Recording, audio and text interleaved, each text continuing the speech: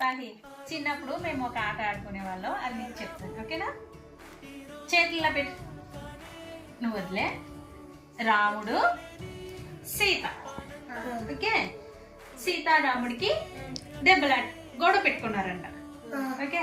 దగ్గరికి రండి, కనిపించదు, ఓకే? సీత కోపమించి రూమ్ లోకి వెళ్ళిపోయి పడుకుందంట.